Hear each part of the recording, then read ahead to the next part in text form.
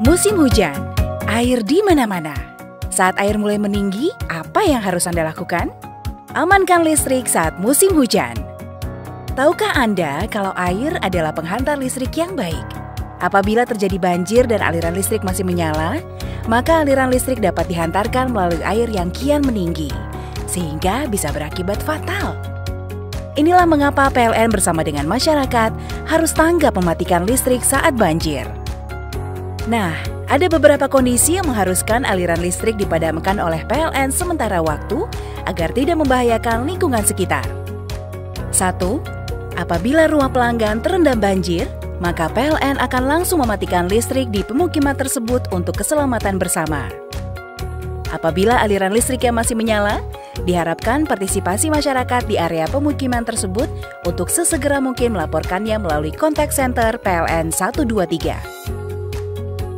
2. Apabila gardu distribusi terendam air, namun wilayah sekitarnya tidak banjir, maka PLN juga akan segera mematikan listrik di gardu tersebut. Hal ini tentunya menyebabkan pasokan listrik di beberapa lokasi terpaksa terhenti sementara waktu.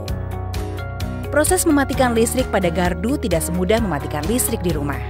Gardu distribusi dimatikan dengan proses bertahap, melalui pemutaran beberapa knop dan tombol. Proses ini cukup memakan waktu dan tidak mudah.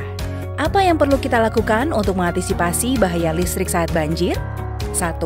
Matikan instalasi listrik di dalam rumah. 2. Segera cabut peralatan listrik di rumah yang masih tersambung dengan stop kontak.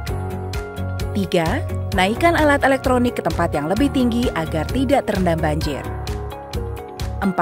Apabila aliran listrik di lokasi yang terkena banjir belum padam, segera hubungi kontak center PLN 123. 5. Mengungsi ke daerah aman sedini mungkin. Jika air terus meninggi, hubungi instansi yang terkait dengan penanggulangan bencana banjir. Nah, setelah banjir surut, PLN memerlukan waktu untuk melakukan pembersihan dan penormalan gardu distribusi pasca banjir. Di sisi pelanggan, dimohon untuk memastikan semua peralatan elektronik maupun instalasi dalam keadaan kering. Oh iya, kita harus sama-sama mengetahui juga bahwa instalasi listrik di dalam rumah adalah tanggung jawab pemilik rumah. PLN berwenang sampai dengan KWH meter pelanggan. Setelah semua instalasi di sisi pelanggan dan instalasi PLN sudah dipastikan kering, maka proses penormalan listrik dapat segera dilakukan setelah penandatanganan berita acara yang disaksikan Ketua RT RW atau tokoh masyarakat setempat. Nah, yuk sama-sama kita amankan listrik saat musim hujan.